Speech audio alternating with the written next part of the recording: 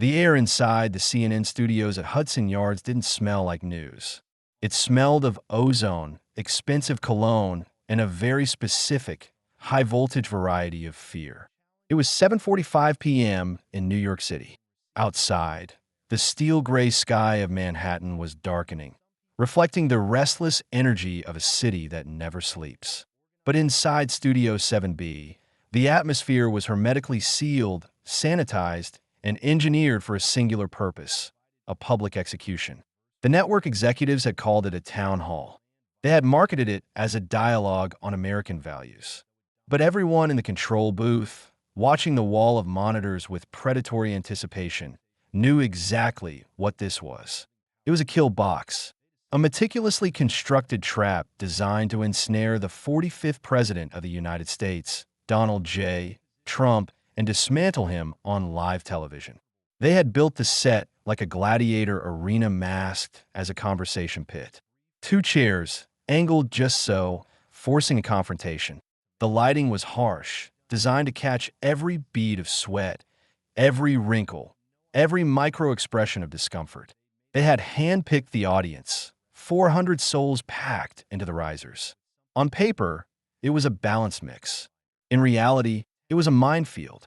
Progressives who worshipped the ground the squad walked on, carefully interspersed with undecideds who had been vetted for their skepticism. And then there was the opponent. CNN hadn't chosen a seasoned debater like Pelosi or a polished heavy hitter like Schumer. They had chosen Ilhan Omar, the symbol, the firebrand, the one they believed was Trump's kryptonite. They banked on the idea that Trump, the Queen's brawler, wouldn't know how to handle a young, diverse, hijab-wearing woman without imploding into a spectacle of what they would eagerly label racism and xenophobia. They wanted a viral moment. They wanted the soundbite that would run on a loop until the next election cycle.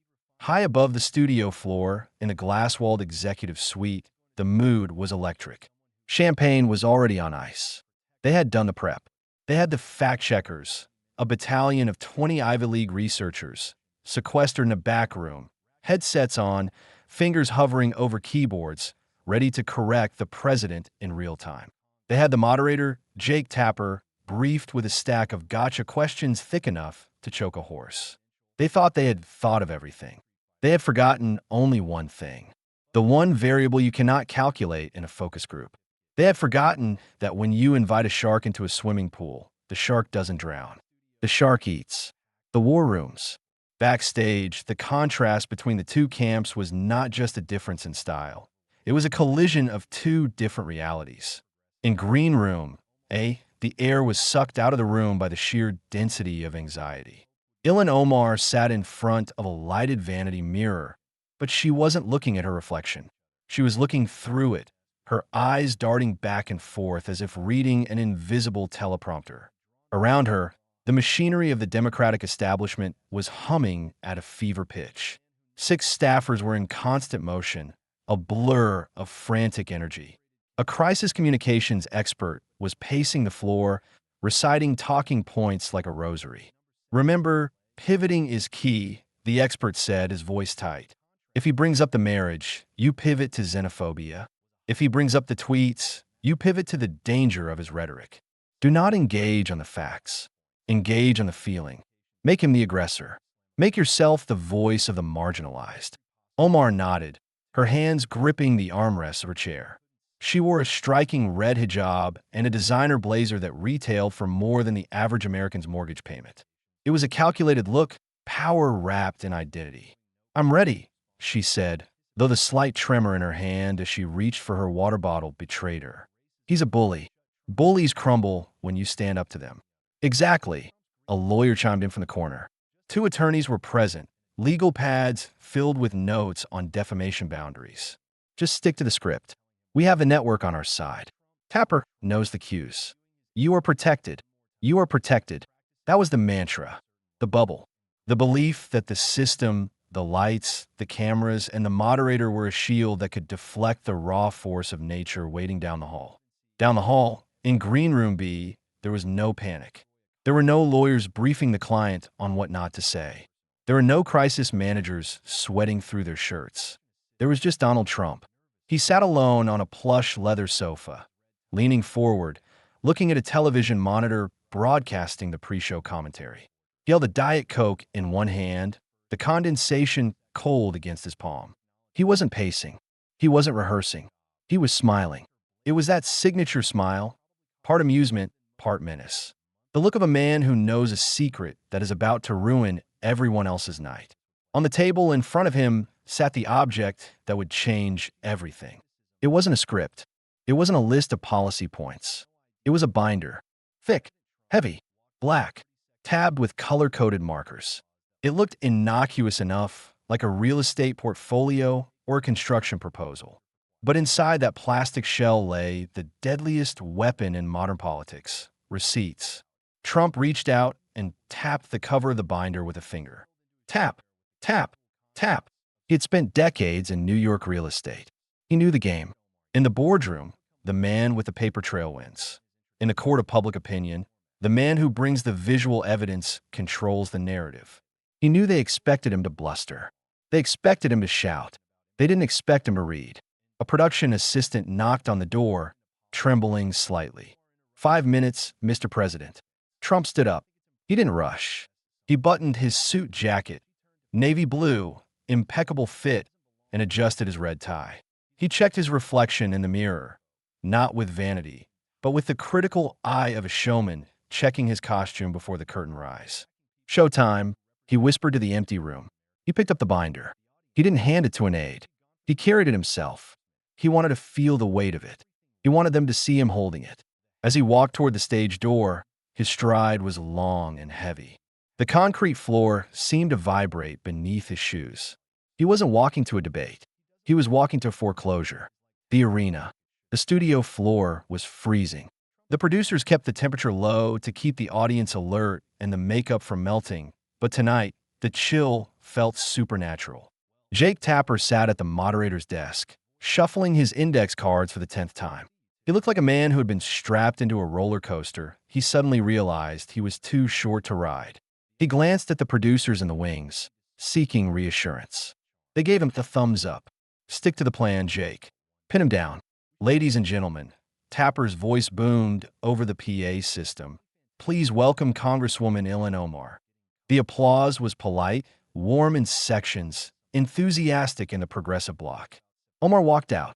She moved with a practiced grace, waving, smiling.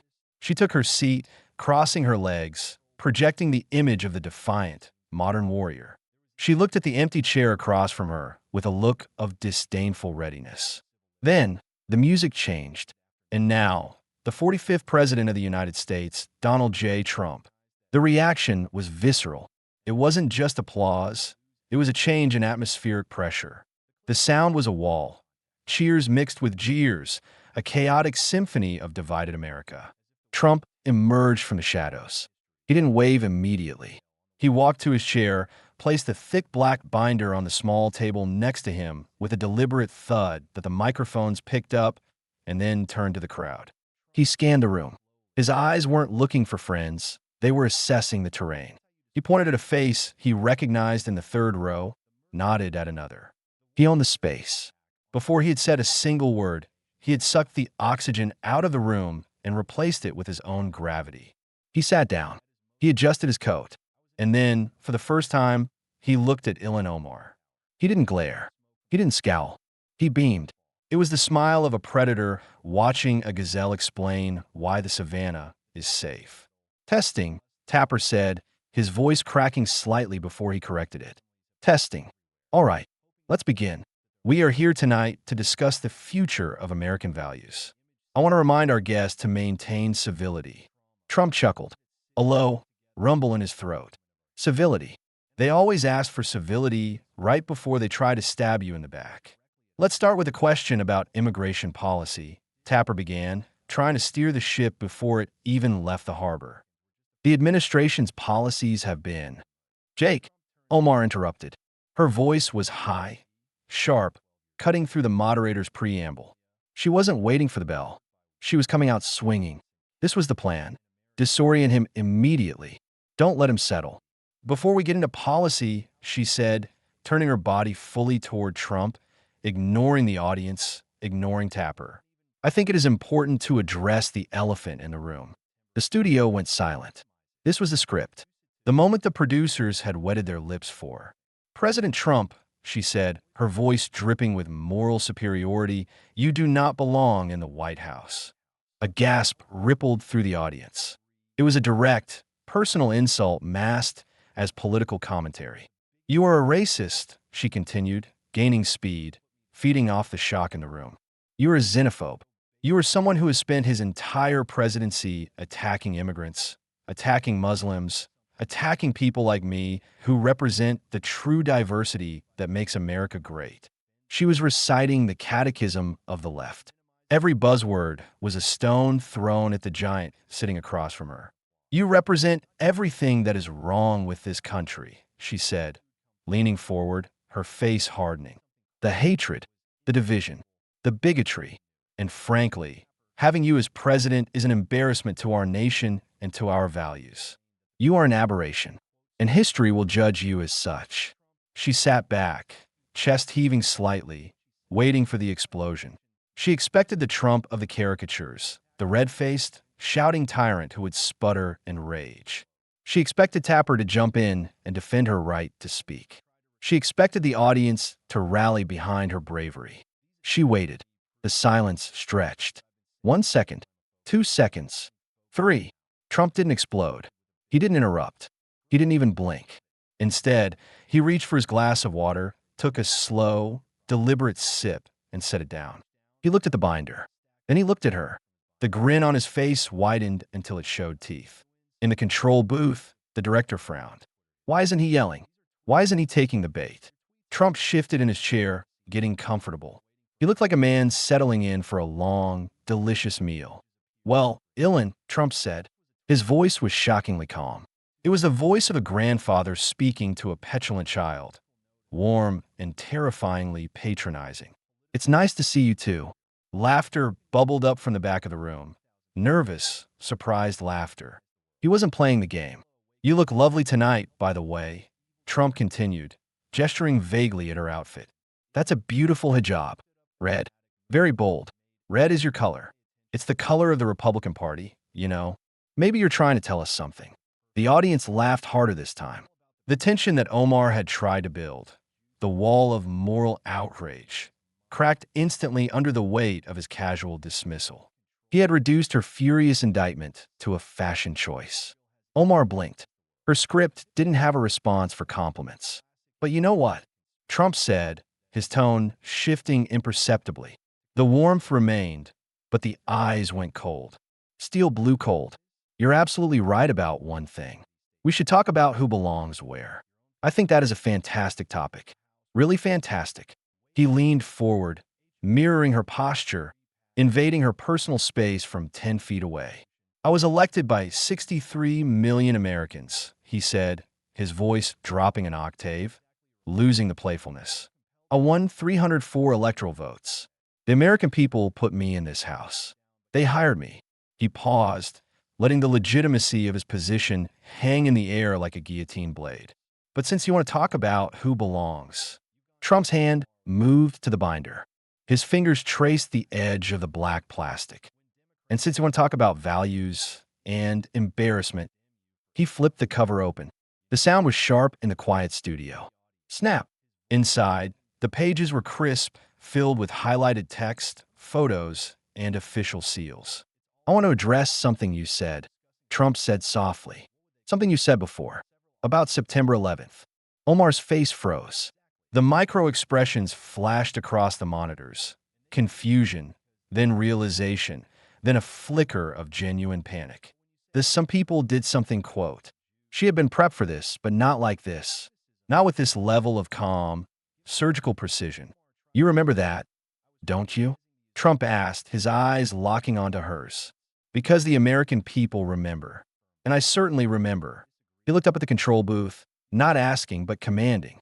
Roll the tape, he said. It wasn't a request. It was an order from the commander-in-chief. And in that moment, as the screens behind them flickered to life, the trap that CNN had built for Donald Trump dismantled itself, rotated 180 degrees, and locked its jaws around Ilhan Omar's leg. The hunter had just become a prey. The giant LED screens behind the stage flickered, bathing the studio in a cold, blue light. The image was grainy, a clip pulled from a CARE fundraiser in March 2019, but the audio was crystal clear. It echoed off the soundproof walls, booming through the silent arena. Because they recognized that some people did something and that all of us were starting to lose access to our civil liberties. The clip was short. Trump would play. Then, with a flick of his finger to the control booth, a gesture so authoritative that the CNN technicians obeyed him over their own director, he made them play it again. Some people did something. And again, some people did something. On the third loop, the casualness of it, the dismissive shrug in the video, the way she waved away the deadliest terrorist attack in human history as if it were a minor traffic accident, hung in the air like a toxic cloud. Ilhan Omar sat frozen. Her eyes were fixed on the monitor, but her jaw was set tight, the muscles working beneath the skin. She knew this clip. She had defended it 1,000 times. Context, she screamed internally. They're taking it out of context. But looking at it now, amplified on a 20-foot screen, stripped of the sympathetic filtering of the mainstream media, it looked exactly like what it was: apathy. Trump didn't look at the screen. He looked at the audience. He watched their faces. He saw the shift. The progressives in the front row, who had cheered for her just moments ago, were looking down at their shoes. The undecided voters were frowning. The clip ended. The studio fell into a silence, so profound you could hear the hum of the air conditioning vents. Some people did something, Trump repeated. He didn't shout it. He whispered it. He turned to Omar. The playfulness was gone. The beautiful hijab charm was gone. In its place was the face of a man who had watched his hometown burn. That's how you described it, Trump said, his voice thick with a raw, gravelly emotion that no speechwriter could manufacture. September 11th, 2,977 Americans murdered. Firefighters rushing up stairs they knew they would never come down. Police officers crushed. Secretaries, janitors, stock traders, vaporized. He leaned in, his heavy brow furrowing. I was there, Ilhan. I was in New York. I watched the second plane hit from my window in Trump Tower. I saw the towers fall. I walked on the pile at Ground Zero 2 days later. You could smell death in the air for months. It wasn't some people. It was monsters. It wasn't something. It was an act of war. He let the words land. He was stripping away the political abstraction of the event and forcing her to look at the blood. And you. He pointed a finger at her, not aggressively, but with a disappointment that was somehow worse. You talk about it like someone knocked over a vase. Some people did something, like it's an inconvenience to your narrative.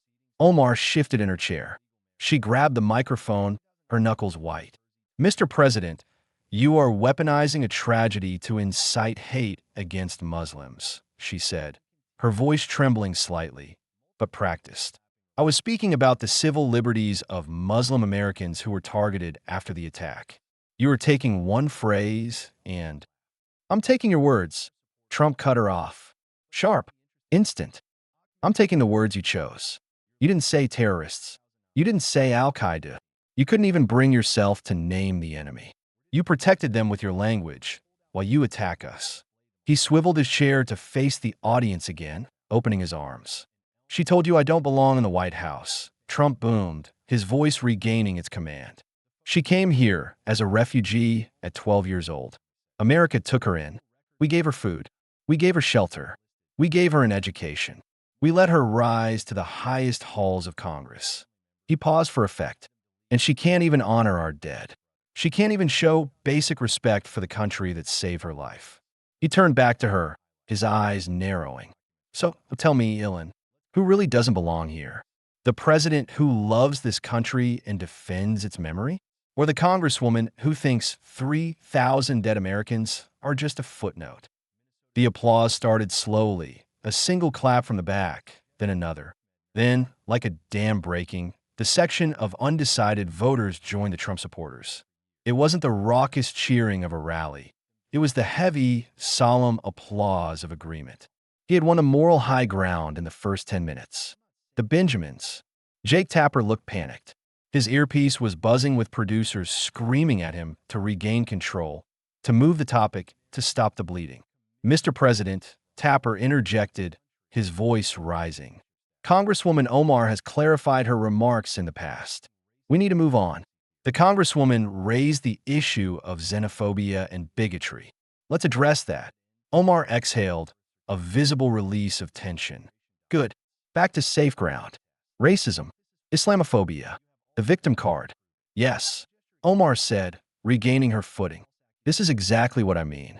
These attacks are designed to silence me, because I am a Muslim woman. It is classic Islamophobia. It is. Oh, I love phobias, Trump interrupted. He didn't look annoyed by the pivot. He looked delighted. He reached into the binder again. This time, he didn't pull out a single sheet. He pulled out a laminated stack of tweets. Let's talk about phobias, Trump said, his voice cheerful, almost sing-song. Since you brought up bigotry, let's talk about your problem with Jewish people. The air in the room changed instantly. If the 9/11 segment was heavy, this was electric. Omar's eyes widened. She hadn't expected him to go here. Not this directly. These are your tweets, Ilhan, Trump said, holding them up to the camera like a prosecuting attorney presenting exhibit. Create a permanent record, boys. The screens behind them changed again. No video this time. Just text. Massive, undeniable text. It's all about the Benjamins, baby musical notes. Israel has hypnotized the world. May Allah awaken the people and help them see the evil doings of Israel. Trump stood up. He walked over to the screen, turning his back on Tapper, effectively firing the moderator. He was the teacher now. It's all about the Benjamins, Trump read aloud, mocking the flippant tone of the original tweet. February 2019. You were asked why politicians support Israel. And you said, it's all about the Benjamins. Money. He turned to the crowd, his face serious. That is the oldest, most disgusting anti-Semitic trope in the book. The idea that Jewish people control the world with money, that they buy politicians, that they are pulling the strings. He pointed to the second tweet. Hypnotize the world. Hypnotized, like they have some mystic power. That's not criticizing policy, Ilhan. That's not saying I disagree with the settlements. That is attacking a people.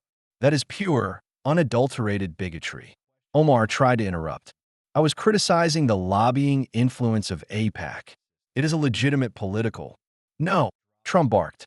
He didn't let her finish the sentence. If I said, it's all about the fried chicken when talking about a certain community, what would you call me? He looked at the audience. What would she call me? A racist, someone shouted from the risers. Exactly. Trump pointed a finger at the shouter.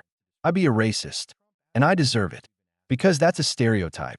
But when she says Jews are hypnotizing the world and buying control with Benjamins, the Democrats say, oh, she's just discussing policy.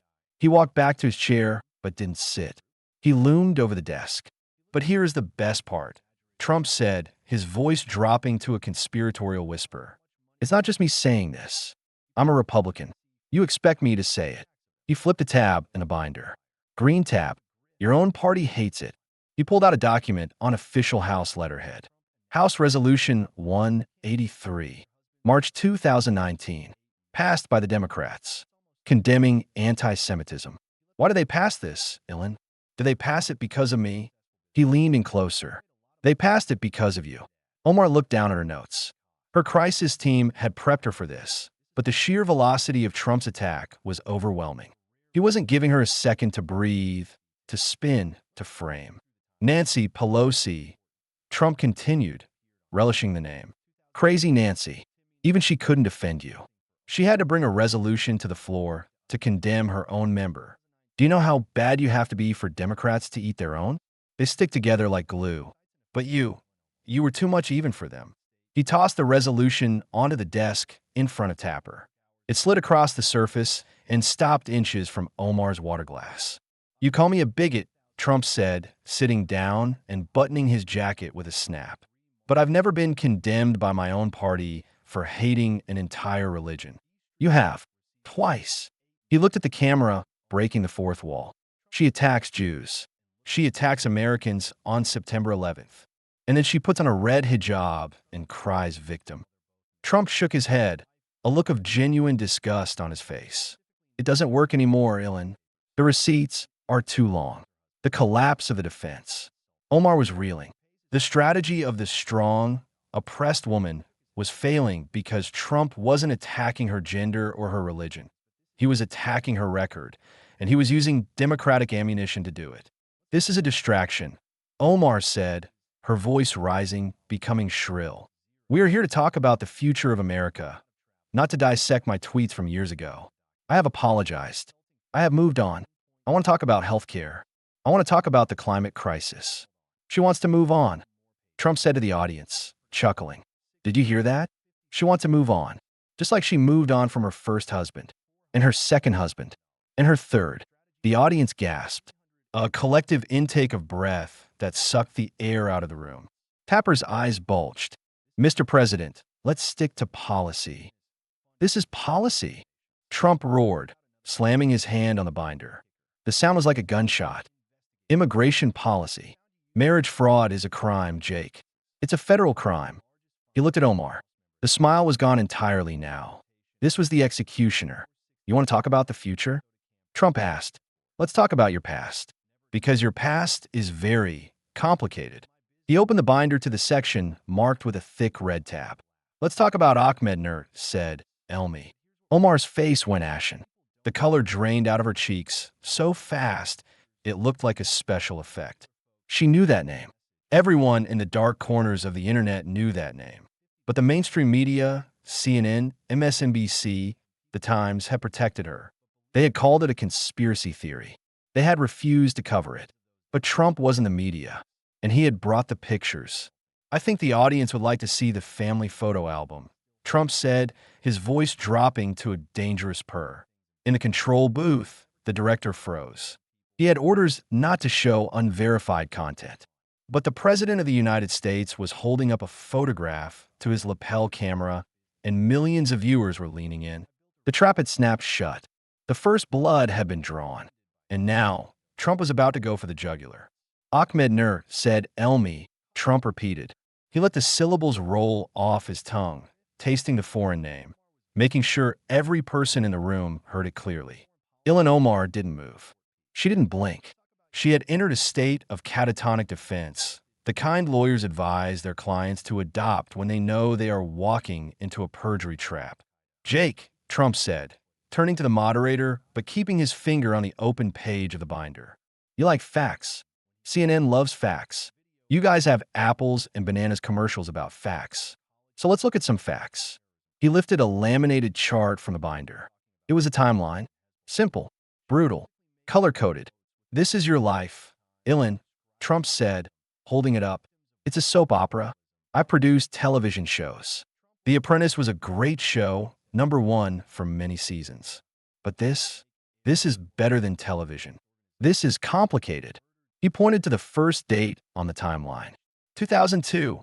You apply for a marriage license with Ahmed Hirsi, the father of your children. Fine. Great guy, I'm sure. But you don't marry him legally. You just live with him. Okay, people do that. His fingers slid to the right. 2008, you split up. Or so you say. He slid further right. The red zone. 2009, you legally marry a British citizen named Ahmed Nur, said Elmi. A British citizen. He comes here. You marry him. He gets entry. But here is the catch. Trump looked directly at the camera, his eyes narrowing. You never lived with him. Neighbors never saw him. And during this whole time, who are you living with? Ahmed Hirsi, the first guy. You're living with Hirsi, having children with Hirsi, filing taxes with Hirsi, but you're married to Elmi. Mr. President, Tapper interrupted, his voice strained. These are personal family matters. Is there a policy point here? The policy is federal immigration fraud, Jake. Trump snapped, not looking away from Omar. The policy is lying to the United States government. If a regular person did this, if a construction worker in Queens did this, ICE would be at their door in 5 minutes. But she's a congresswoman, so she gets a pass. He turned back to Omar. Why did you marry him, Ilhan? Why did you marry a British national you didn't live with, while you were still with the father of your children? Omar leaned into the microphone. Her voice was quiet, almost robotic. This is a disgusting, xenophobic smear campaign based on internet conspiracy theories. I have addressed this. I am not dignifying this with an answer. You haven't addressed it. Trump laughed. It was a harsh, barking laugh. You've hidden it. You refused to answer questions from your hometown paper, the Star Tribune. You deleted your social media. But Trump tapped his temple. The internet is forever. And my team? They are very good at the internet. The family reunion. Trump flipped a page in the binder. He pulled out a photograph. It was grainy, blown up from Facebook posts, but the faces were clear. Look at this, Trump said. This is a picture from London, before the marriage. Here you are. And here is Ahmed Nur, said Elmi. He pointed to a third person in the photo. And who is this? This is your father. Nur said Elmi Mohammed. Trump let the silence stretch. He let the audience do the math. Nur said Elmi. Trump whispered, your father's name. And your husband's name is Ahmed Nur, said Elmi. He walked to the center of the stage, holding the photo like a weapon. In Somali culture, and correct me if I'm wrong, Ilhan, because I know you love your culture, children take their father's name as their middle name. Correct. Omar said nothing. Her eyes were fixed on the desk. Your father is Nur, said Elmi. Your husband is Ahmed Nur, said Elmi. Trump turned to the audience, his arms wide. Folks, are we stupid? Are we really this stupid? She married her brother. The room erupted. It wasn't applause. It wasn't boos. It was the sound of 400 people gasping at once. The accusation, spoken so plainly, so brutally, shattered the decorum of the studio. Objection! One of the producers shouted in Tapper's ear. Cut him off. That is a baseless allegation. Tapper shouted, trying to be heard over the rising murmur of the crowd. There is no proof that. The proof is in the binder. Trump yelled back, drowning him out. He was in full gladiator mode now. School records. We have school records from St. Paul.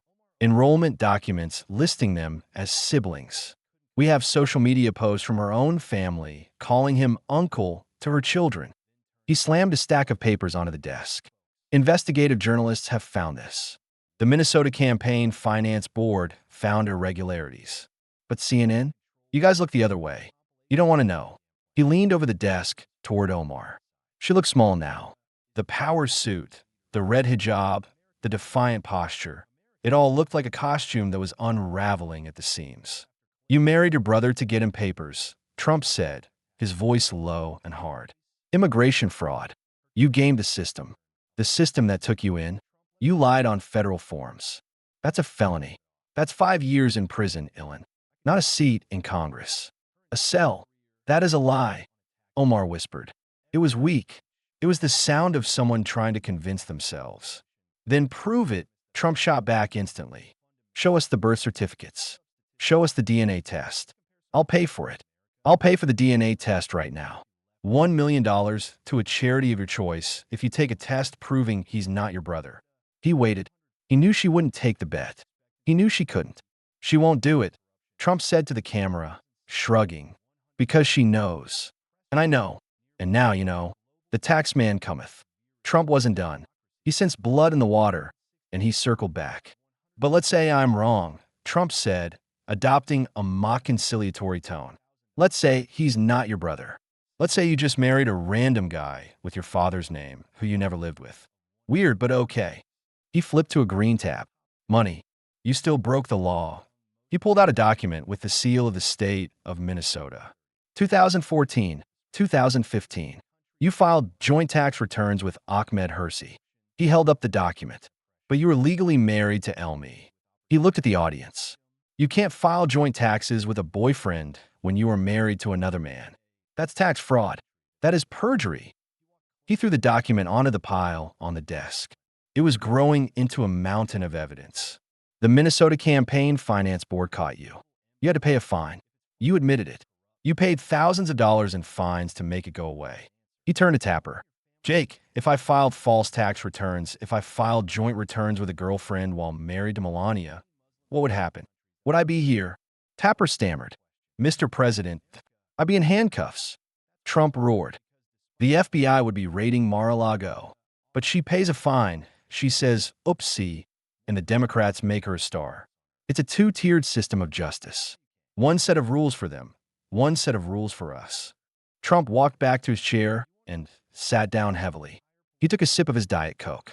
He looked fresh, energized. Omar looked exhausted, aged 10 years in 30 minutes. In the real estate business, Trump said, conversing with the audience now, we call this a con. A grift. You set up a shell company. You move the assets. You hide the paper trail. He gestured to Omar. She's not a public servant.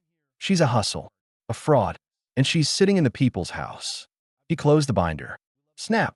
And we haven't even talked about where the campaign money went yet. Have we, Ilhan? Omar flinched. She knew what was coming next. The husband number 3. The consultant. The millions. Trump saw the flinch. He smiled. Oh, you're going to hate the next part, he said softly.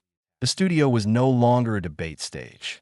It was a crime scene, and Donald Trump was the lead detective walking the jury through the blood splatter. Ilhan Omar sat in her chair, a statue of misery. Her earlier defiance, the sharp interruptions, the pivots to racism, they had all evaporated. She looked small.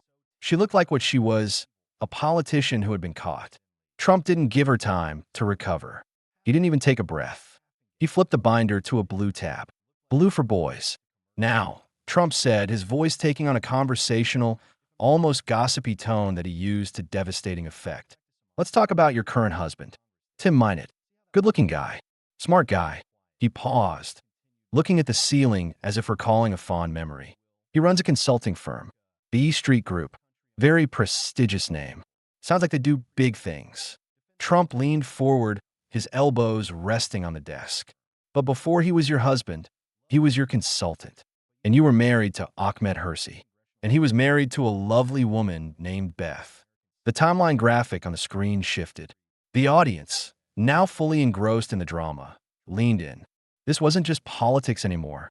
It was a scandal.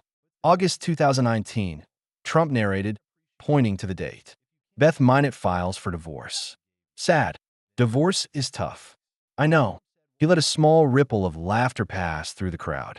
But do you know what she put in the court papers, Ilhan? It's public record. I have it right here. He pulled out a photocopy of a legal filing. She said her husband told her he was having an affair with, and I quote, Representative Ilhan Omar. Named you in the divorce papers while you were still married to Hirsi. Omar opened her mouth to object, to call it a private matter, but the words died in her throat. The private matter defense didn't work when you were a public official preaching morality to the country. You denied it. Trump shouted, suddenly animated. You went on TV, you looked the cameras in the eye, and you said, I am not having an affair. You lied to your constituents. You lied to the press. And then, he spread his hands wide. 2 months later, you divorce Hirsi. 5 months later, you marry Minot. It's quick work. Very efficient. The $2.8 million payday. But here's where it gets interesting, Trump said. This isn't just about love. I believe in love, but I also believe in math.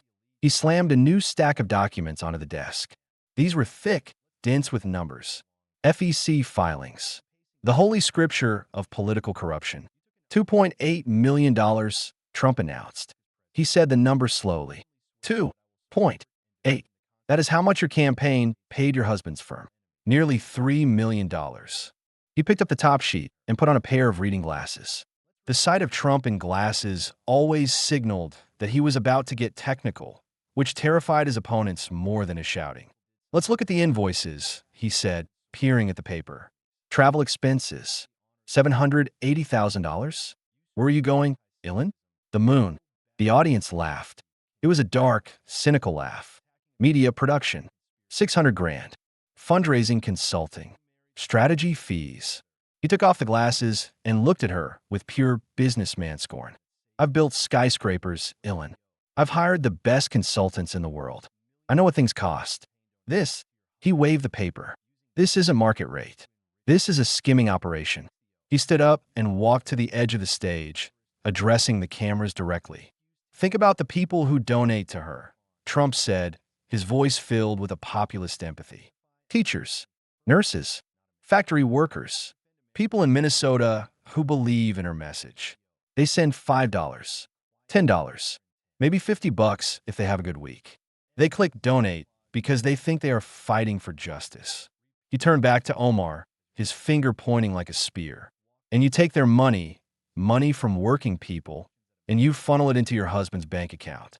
You made your family rich on the backs of the poor people you claim to represent. We provided legitimate services.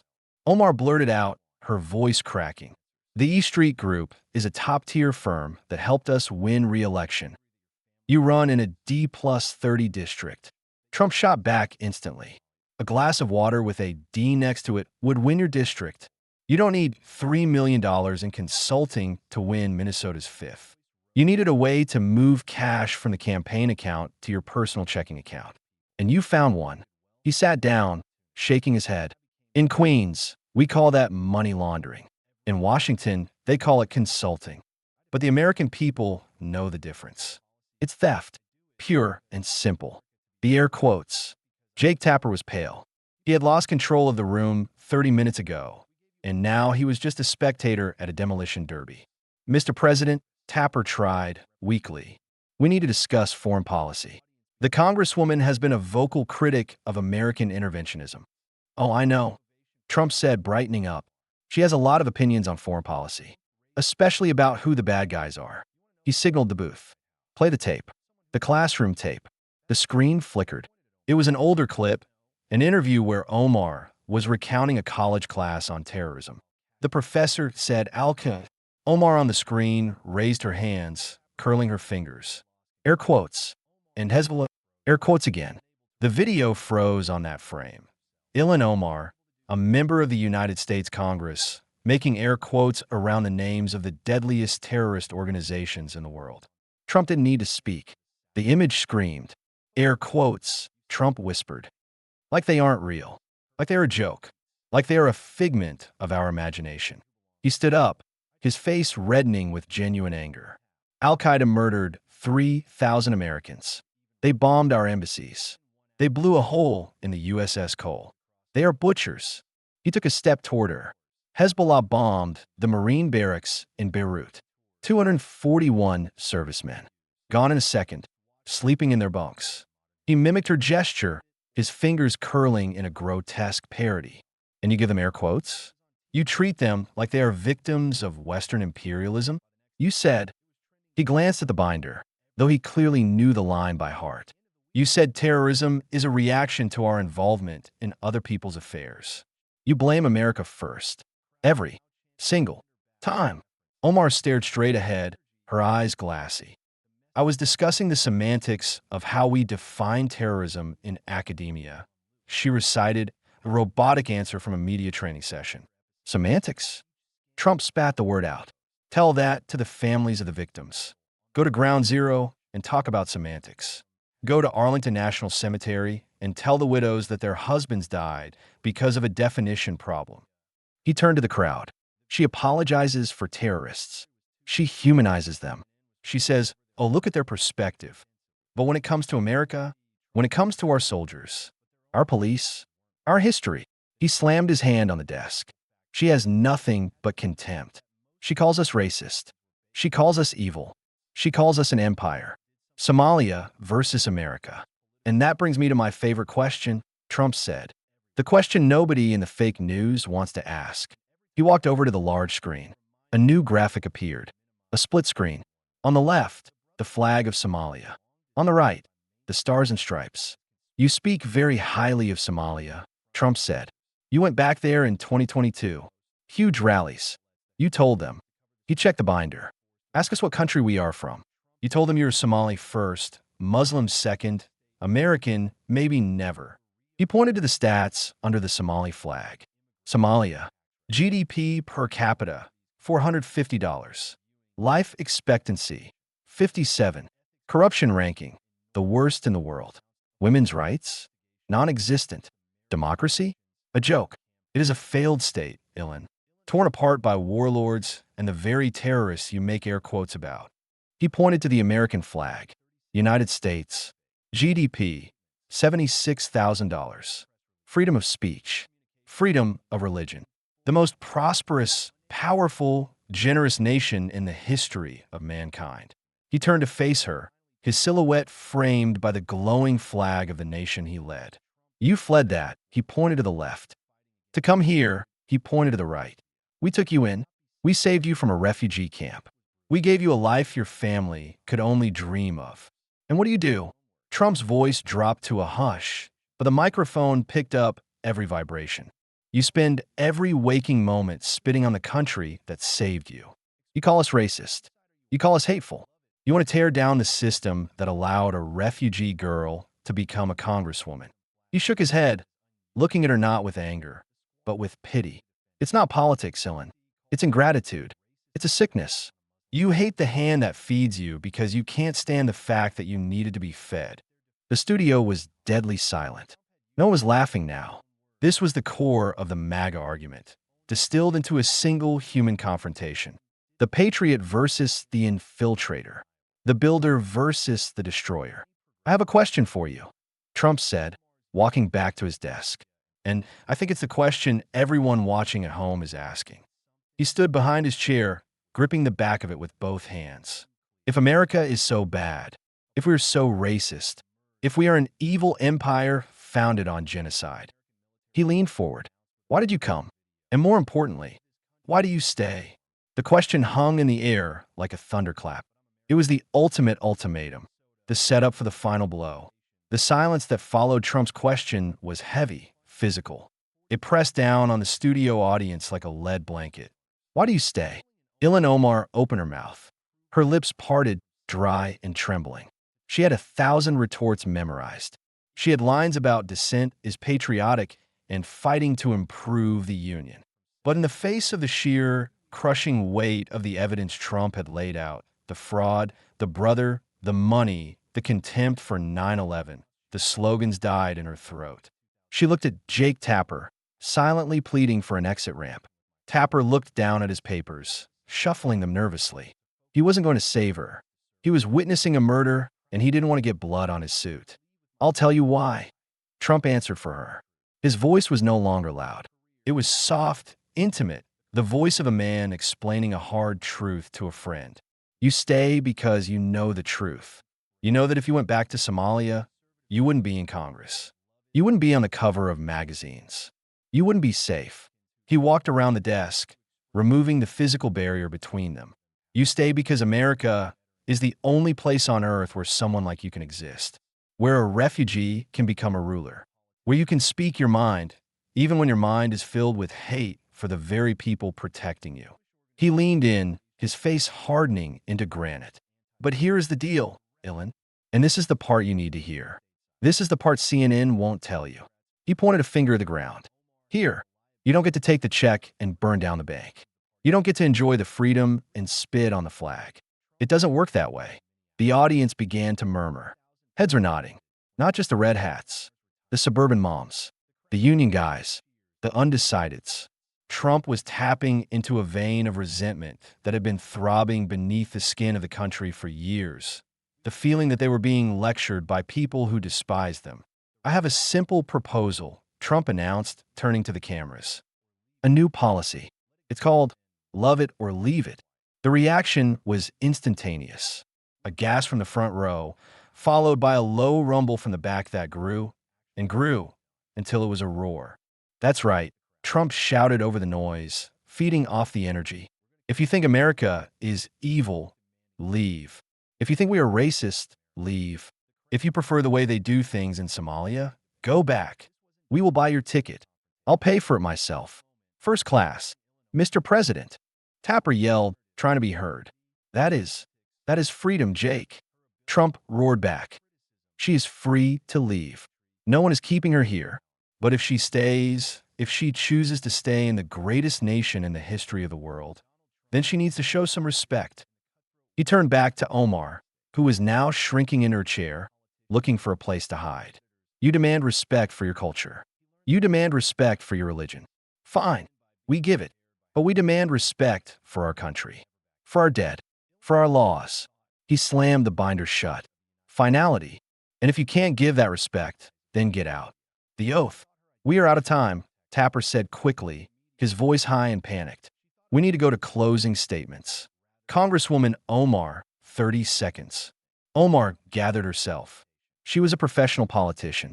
She knew she had to finish. She straightened her blazer, adjusted her hijab, and looked into the camera with watery eyes. "Tonight," she began, her voice shaking but gaining strength, "you have seen the face of hate.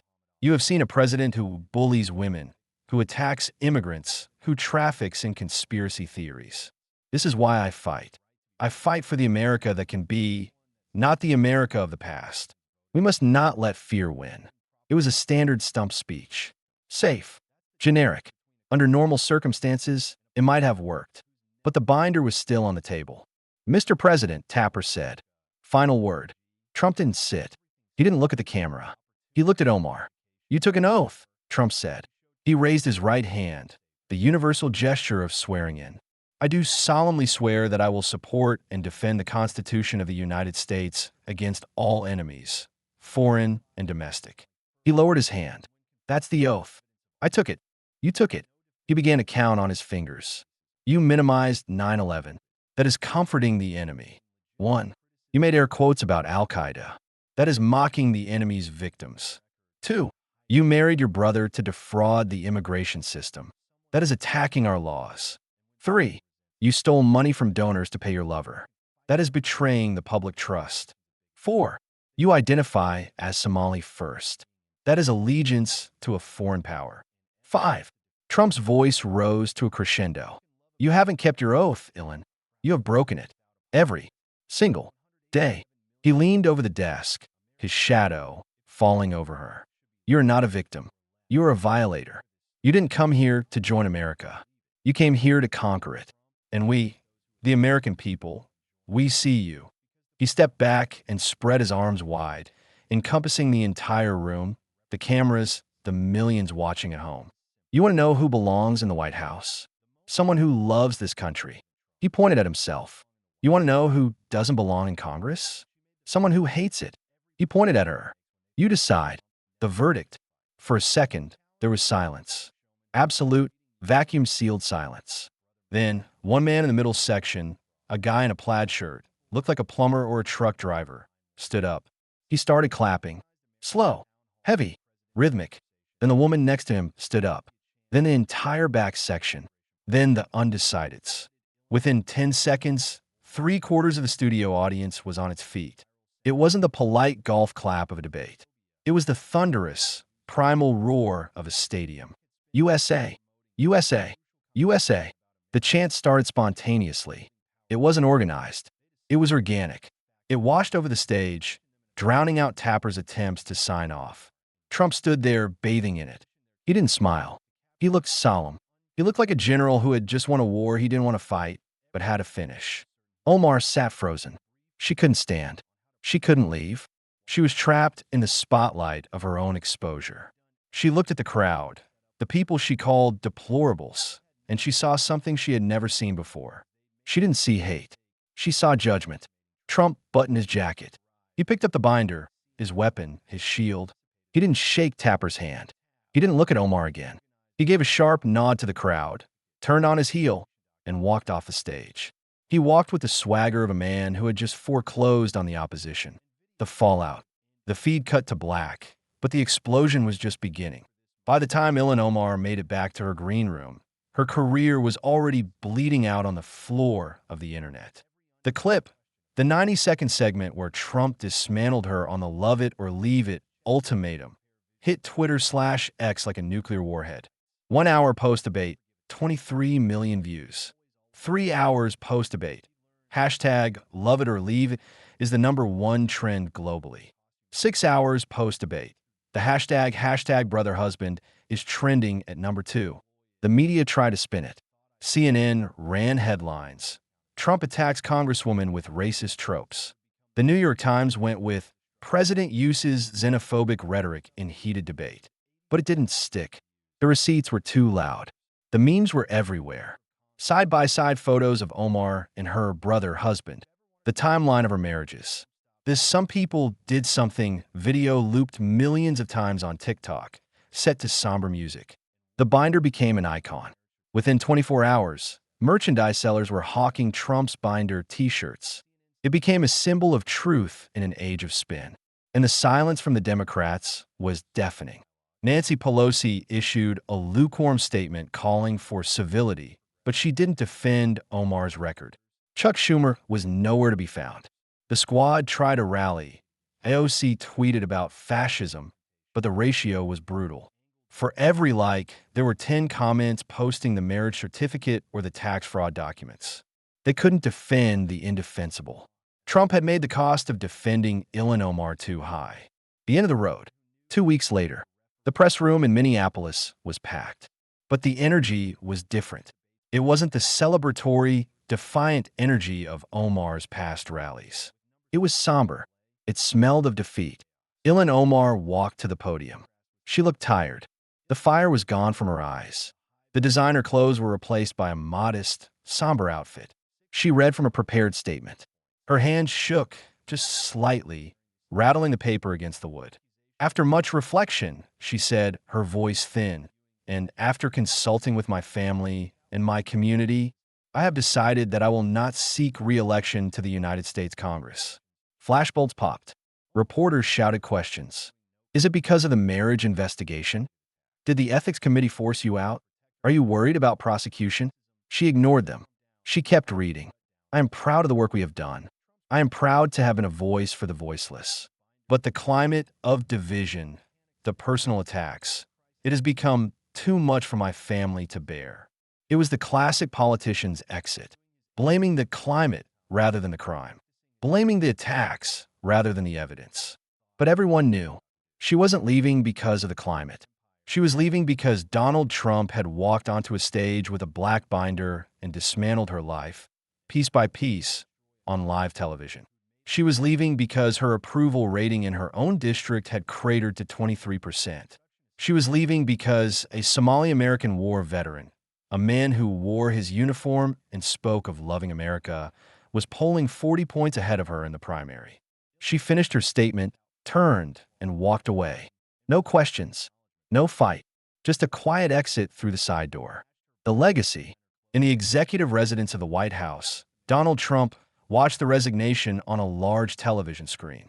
He was eating dinner, a steak well done with ketchup, a Diet Coke on the side. Barron was in the room, playing on his iPad.